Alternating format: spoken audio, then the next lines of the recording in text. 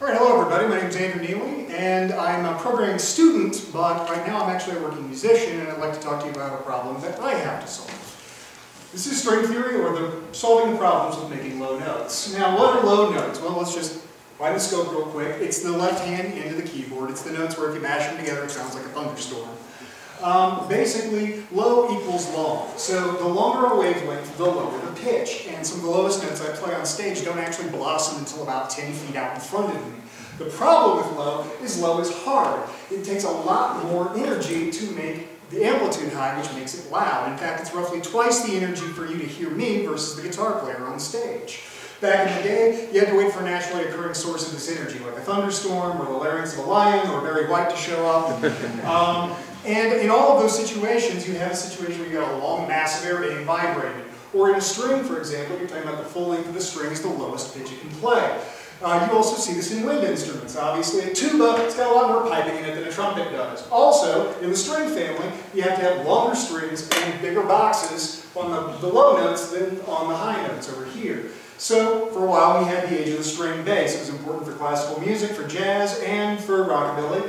And then we had a problem. It was really freaking huge because we were mechanically forcing the air to move. You had strings under high tension, way off the fingerboard. Look at the size of the thing. That's me for scale. So, amplification. Well, we started getting electric instruments, and those are really loud. Well, how do you compete with that when you're physically forcing the air to move? Well, you can try putting a microphone in front of it, but you run into a feedback problem. So let's go with amplification, and let's use a design that's built from the ground up for it. Let's replace gut and wood with metal strings and magnets, and Leo gave us the electric bass guitar. Electric basses are great because you can put them in front of speakers and they don't hear themselves. In fact, really big speakers. That's for Exilla. I use that for outdoor gigs. Now, you've still got a problem though. It's still pretty big compared to the scale length of the guitar. There's more physical work involved in actually playing it. You have to move your fingers further apart. What if we could solve those problems? What if we had a shorter scale instrument, we used a different kind of string that gave us lower tension and low feedback? What would be the next stage of evolution? Well, I happen to have one with me. This is a Kala U bass. This is a bass ukulele. Instead of using metal strings and a magnetic pickup, it actually uses polyurethane strings to give you mass. Think of, have you ever twitched a rubber band in front next to your ear?